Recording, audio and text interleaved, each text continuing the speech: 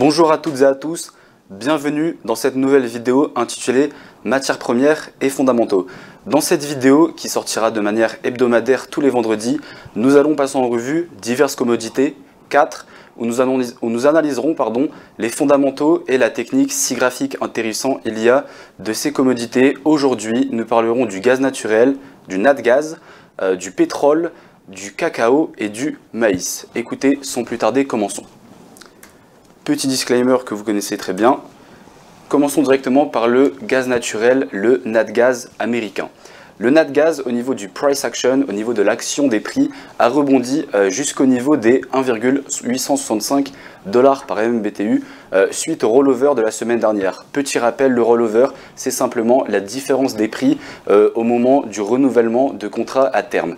Depuis, il a légèrement retracé, mais est revenu sur ces mêmes niveaux, atteignant même les 1,9 $. Aujourd'hui, le natgaz est à peu près au même niveau, au 1,85, 1,9 $. Le prix a bondi en début de cette semaine grâce aux nouvelles prévisions météorologiques. J'aime bien dire que la météo est au natgaz ce que sont les résultats aux entreprises.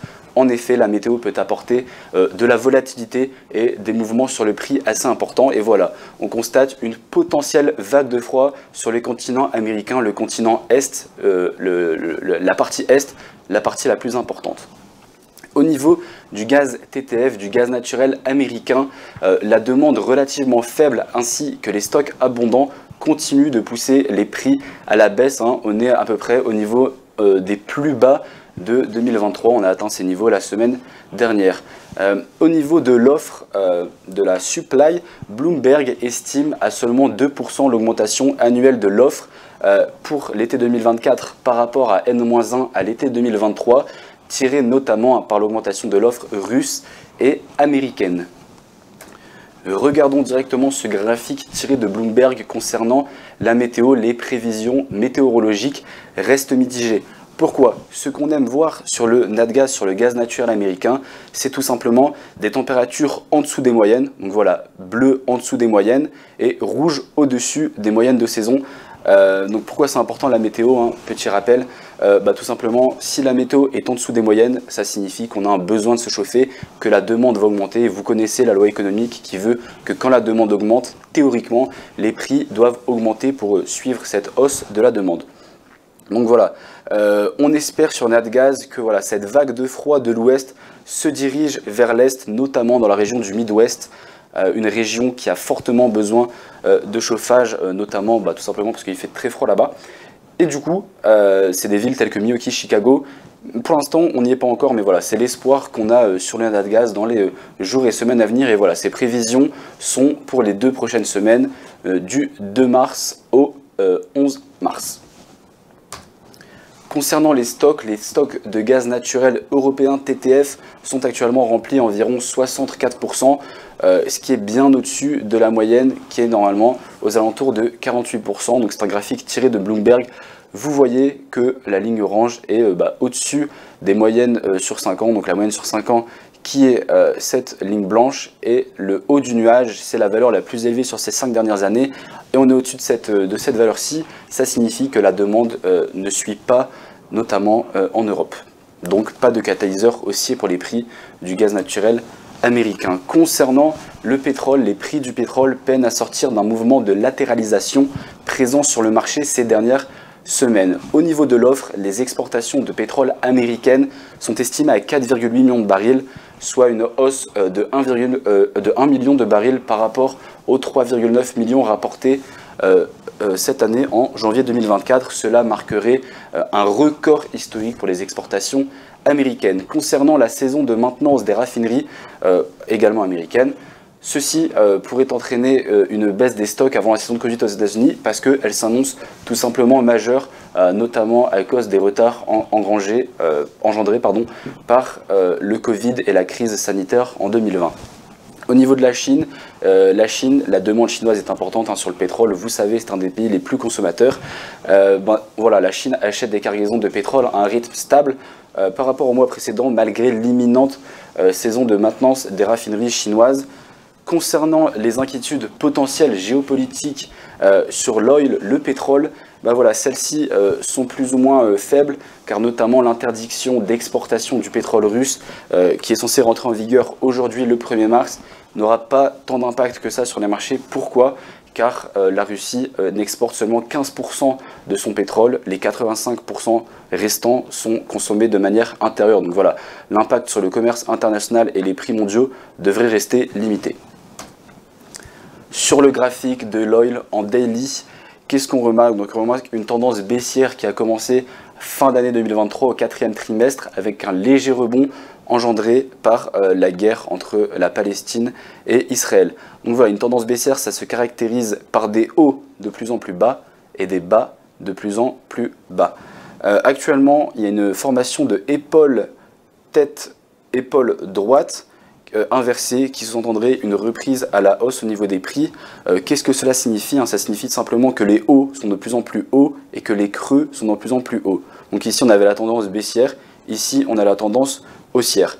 De plus, cette tendance est supportée par le niveau des Fibonacci de 0,65, 0,618, 0,65. Et voilà, la résistance géométrique horizontale majeure à casser est au niveau des 78 $. On l'a touché 6 fois. Aujourd'hui est un jour crucial pour le pétrole qui se situe à nouveau, vous le voyez sur cette petite bougie verte, sur ces niveaux-là. Donc voilà, si on les casse à la hausse et que ce n'est pas simplement une mèche, on pourrait potentiellement repartir de plus belle à la hausse sur les prix de l'oil du pétrole. Enchaînons directement avec le cacao Cocoa, le ticker sur Xstation. Donc voilà, le cacao c'est un actif en fureur ces derniers temps, il ne montre aucun signe de ralentissement. On va voir cela juste après sur le graphique. Le cacao en effet bondit d'environ 3% ce lundi et se négocie au-delà des 6500 $ par tonne. Donc c'est 35% de plus par rapport au début du mois de février et 55% de plus par rapport au début de l'année. Fondamentalement, concernant l'offre, le catalyseur est-il haussier ou baissier? Eh bien écoutez, plutôt haussier pour les prix du cacao. De toute façon, on le voit très bien sur le graphique et sur les prix.